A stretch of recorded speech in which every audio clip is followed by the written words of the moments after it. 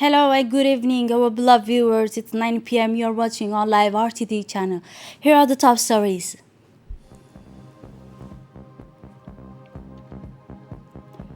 The head of state preside over the second session of the Council of Ministers. And on the international scene, Justin Trudeau announced the use of emergency measures legislations. Those were the top stories. Thanks for joining us in our newsroom. Under the chairmanship of the head of state, His Excellency Ismail Omar Guelleh, the second session of the Council of Ministers was held on Tuesday, February 15. Five issues were on the agenda. Let's listen to our colleague Dini Moussa. Bismillah ar-Rahman ar-Rahim. Sous la présidence du chef de l'État, Son Excellence M. Ismail Omar Guelleh, s'est tenue la deuxième séance du Conseil des ministres en ce mardi 15 février 2022.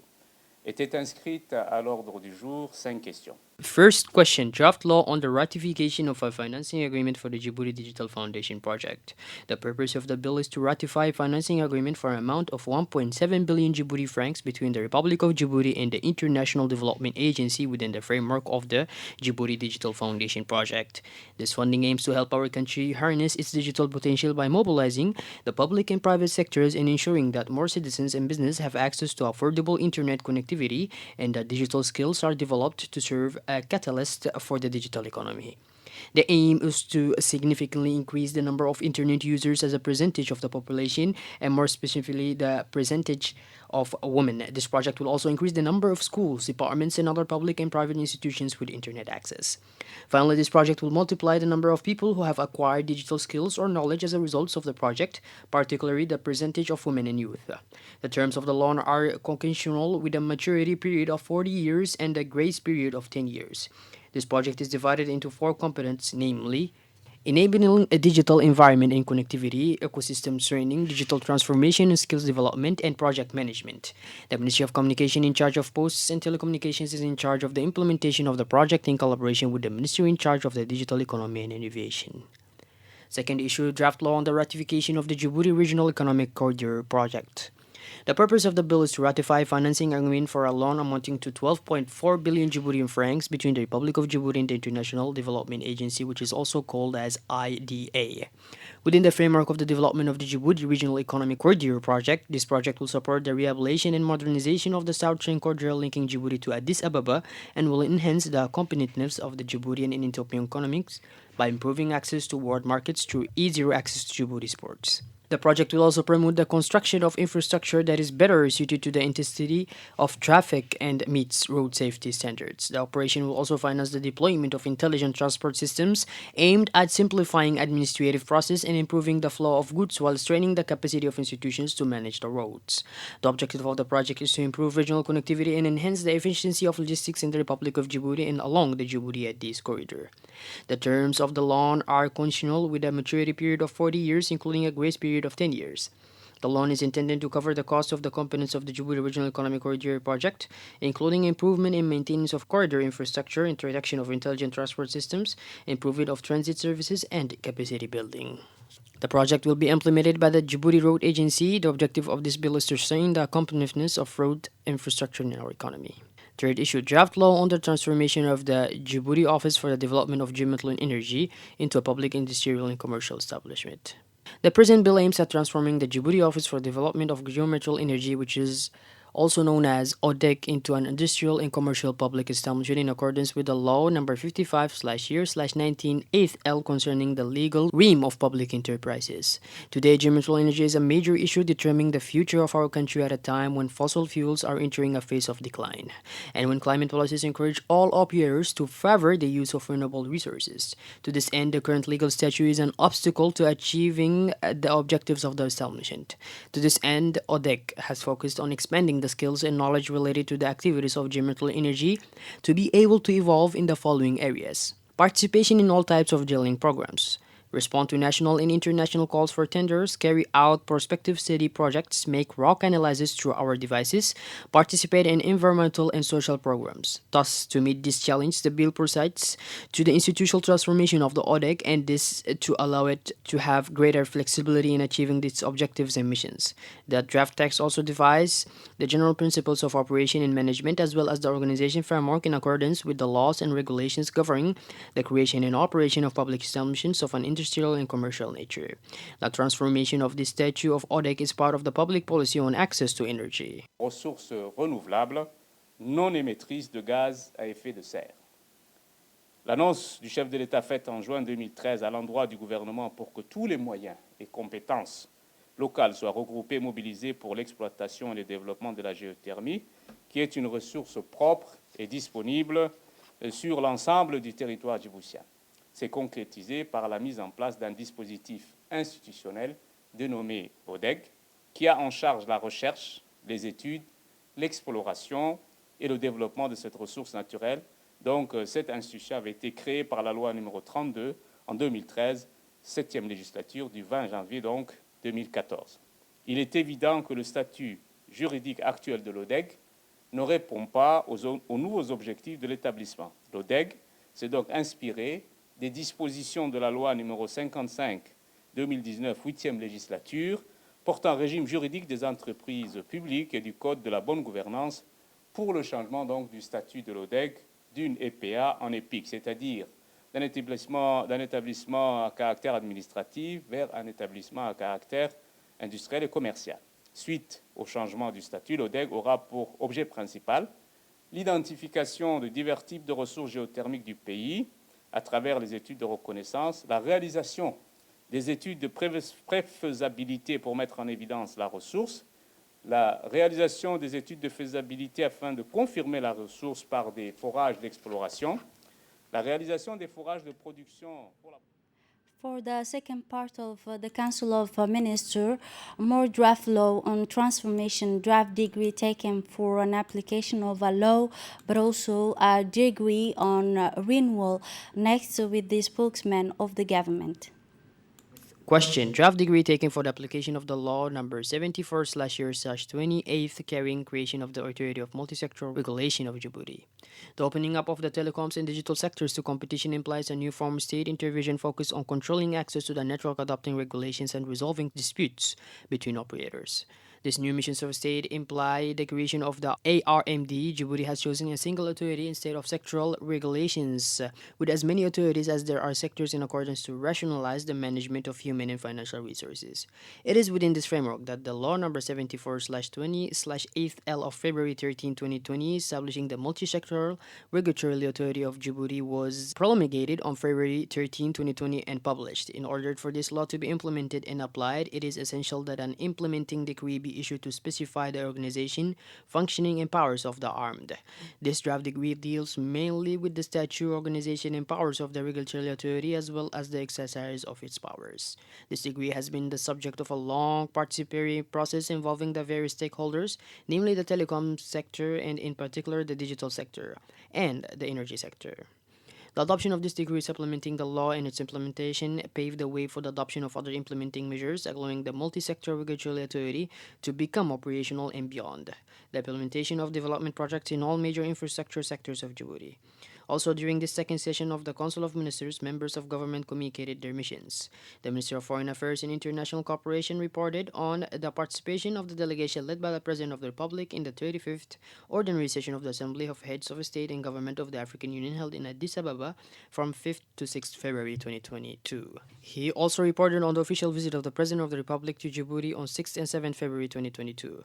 During this visit, several agreements were signed between the two countries, placed under the sign of a strengthening the relation, friendship, and cooperation between the two countries and the two brotherly peoples. The visit of the head of state in Egypt is part of the regular and periodic constitutions between the two sister nations.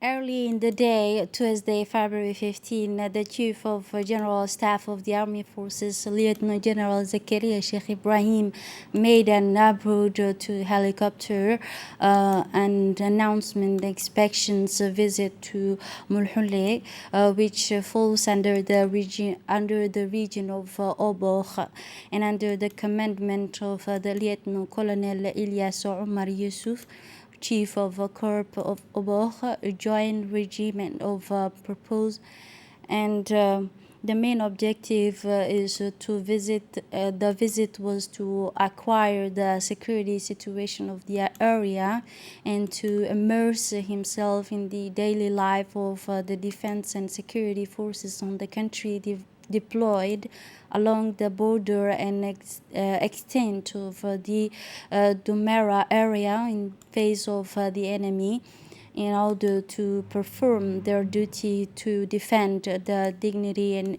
integrity of the national territory and preserve its security.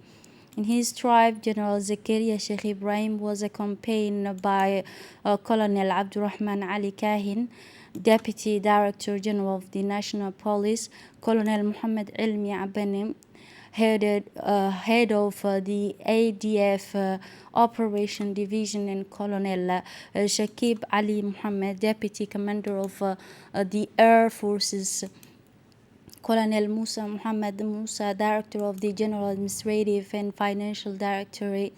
Then the Chief of the Staff greeted the peak of honor set up in this honor before taking a tour of the barricades. Then General Zakaria Sheikh Ibrahim met with the soldiers and the Chief of a Corps to acquire the security situation of the region and to have an update situation. During his visit, the Chief of the General Staff of the Army Forces inspected the camp where the soldiers were in this visit and holding themselves with the harsh climate. Afterwards, the Chief of the General Staff of the Army Forces was placed with the operational and this company station in Dumera area. Finally, he seen the General Zakaria Sheikh Ibrahim went to the monument of the martyrs erected in memory of our valiant soldier fallen in the battalion with honor, in order to recite the Fatiha and implore the Almighty to reward them with eternal paradise. The ACT event organized on Saturday morning a treasure hunt of young people in the street of Djibouti. This treasure hunt was sponsored by the Ministry of the City, Ms. Amina Abdi Aden, and other executives of the Djiboutian administration.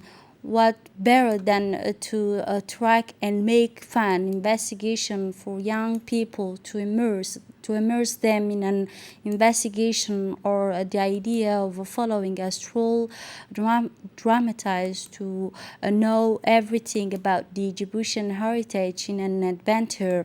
Once finished, the students were seduced by the richness of the local heritage and thanked the organizer and parents who were present from the beginning till the end.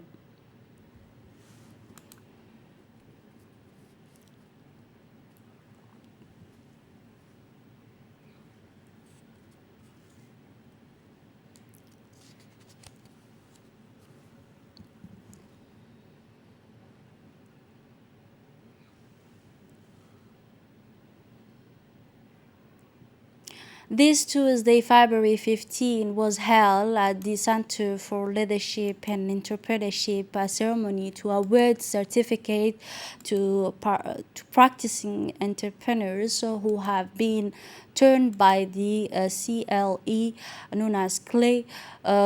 These entrepreneurs have been previously formalized by the Djibouti Office of Industrial and Commercial Protection under the Enhanced Integrate Framework project. this ceremony began with a speech by the coordinator of the CLI program, Mr. Muhammad Umar Dabar, who recalled that as part of the improvement of the business climate and the development of entrepreneurship and implementation unit of the CLI has signed a partnership agreement with the CLI. The objective of this project is to increase and integrate entrepreneurs who are in the informal economy into the formal economy. The goals is to sensitize the beneficiaries to the realities of an entrepreneurial project, but also to give them the means to communicate and trade with foreign customers. In a speech to the director of the Center for Leadership and Entrepreneur, Ms. Ubah, she said, and Ms. Ubah Ahmed Malo expressed herself, and she said, it is a pleasure for me to sponsor this occasion and conclude training courses on the English language and entrepreneurship. I'm very happy to have conclude, she said, training courses in the field of entrepreneurship and learning English. I started this project since the year 2019 with the aim of improving and empowering owners of medium and small projects in the context of supporting them and providing them with job opportunities, thanks to God. And after the end of the repercussions of COVID-19, we were able to complete many projects in the field of empowering young people, in the field of also entrepreneurship. I urge you through this platform, she concludes, to move forward in the file, make the most of the opportunities available in the center of the young people to participate in such a project. The issues of providing potable water for the benefit of the people of the interior region and their sub-district in an integral part of Djiboutian government is priority, with the aim of combating trust throughout the country. In this regard, we present to you an appreciation that shed light on the effort exercised by the government in this field.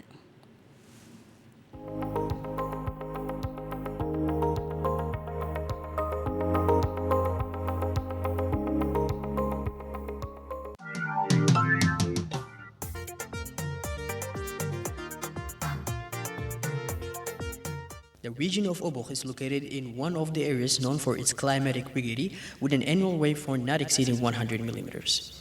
Thus, to put an end to the situation of water stress often characterizing the region of Oboch, the government, with the support of the Saudi Fund for Development, has initiated a major project to provide drinking water in coastal areas. The main objective is to connect the locality of Bisidero and the capital of the regions through several villages and rural settlements. These localities are, among others, Bisidero, Muluhle, Hamar, Rasayan, Khorangar, Gire, Guduriya, and Oboch town. It was in October 2020, the Prime Minister, Mr. Abdul Qadir Kamil Mohammed, launched the work of this flagship project that cost $11 million. During the execution of this project, several delegations have succeeded one another to see the progress of the work in person. Delegations such as those of the Saudi Fund, who came to inspect the works alongside local officials. It all starts here in Bisidero, the source of the water supply, where pumping stations have been installed to enable the Oboch region to cope significantly with the shortage of this community, which has been very scarce until now. An entire engineering and supply system emphasizing minimal loss has been put in place.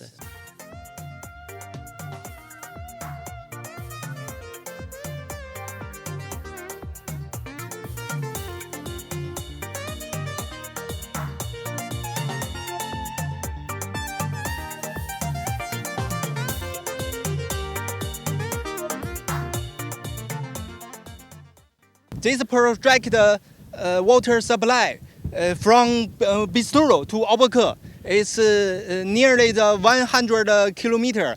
This project takes nearly 1 year. I'm very happy to build this project. I think this project is a help and important for the people. Within the Bezdero Obok drinking water supply, a real change has been made in the 120 kilometers of the network. The water coverage rate of the whole sector has had a positive and immediate impact, a relief for the population of the entire coastal zone for whom the problem of water was the main concern. For many, it was necessary to travel far to reach a water point, often with the risk of not finding enough water. The little water was shared among the inhabitants, but it was also necessary to water the livestock. This is a major transformation for the people of Obok in general. The fight against thirst, one of President Gille's top priorities, has left its mark on the Obok region and its population. Here are some statements from the people of Bezdero. We have waited several years, but we finally have water. On this side, we are fulfilled. We were worried about water. Today, we don't have this concern anymore. Grace be to God, we are satisfied. We used to carry water on wheelbarrows, and those who didn't have wheelbarrows did it on their backs. Finding water near your home is a blessing. If we didn't have a donkey, we used to carry water on our backs. This is no longer the case since the water is in front of our houses. We thank the Almighty Allah and our government for this. It was difficult to get water around here. We had to dig a well with very little means. Today, we don't drink salty water anymore. We thank them for that. I told the president that this water would not reach us, but thank God the president made it happen, and he got the better of me because I didn't believe it at first. We tell him that he will get it from Allah. The water shortage also affected the livestock. In periods of drought or simply of great heat, or the wells ran out. Many of the Obok people in rural areas have lost part of their livestock. The various reservoirs installed along the coastline will reverse the situation. In addition to human population, livestock only travel short distances to drink. Here are another remarks from the population. We used to dig with our hands. It is much better now. The camels drink directly here. It is effortless for us. It was also difficult for the livestock. The little water that existed was insufficient. We also had to wait in line. Water is an essential component of sustainable development, necessary for the well-being of societies. Its availability is synonymous with a certain dynamism. Now that water is at hand, people are already thinking of creating activities around it, especially agriculture. The Obok drinking water supply system will help restore the region's agricultural infrastructure. The living conditions of the coastal population will thus be positively impacted with an abundance of water and a better quality of life.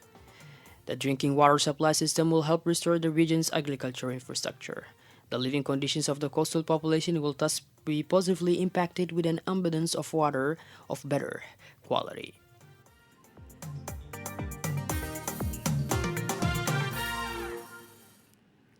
Yesterday, Monday, the Army Team Soccer 5 located in front of the military was mobbed by the crowd of young people who came to attend the opening of the Hayu Championship. The event prepared by the president of the regional team league of the Obok, Mr. Hussein Ali, and member of his committee was successful. The program included traditional dances, the parade of a team involved in this championship, and breathtaking match between the club of the city of Hayu and the team of Fantairuhu. As an introduce to the ceremony, the national anthem was sung by the team of officials and the public. Then the rake of the championship of the League of Obok was launched jointly by the president of the FDF, by the interim and vice president, the president of the Regional Council of Obok, Mr. Muhammad Ahmed, and the representative of the prefect of Obok,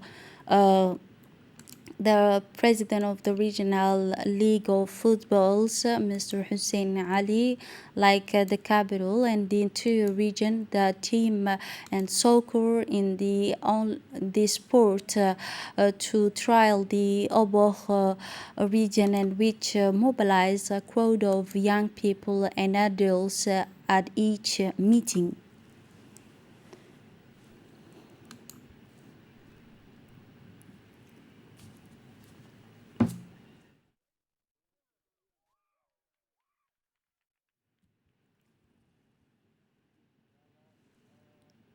During the week, the Humbuli Brigade received a complaint from a local car parts dealer against the one of his former employee for breach of trust and thief. Immediately, the investigators of the Humbuli Brigade began investigation. During the investigation, it was discovered that the ex-employee was abusing the trust of his employer in an habitual way.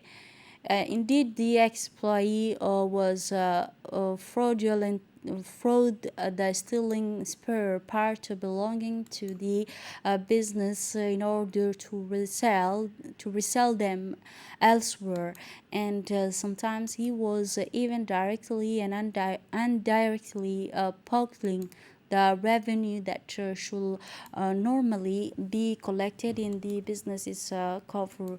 The gendarmerie also seized a sum of 940,000 franc Djibouti and resale the stolen object of all those involved as perpetrators, accomplices, and offenders were arrested and placed in custody to answer for their action.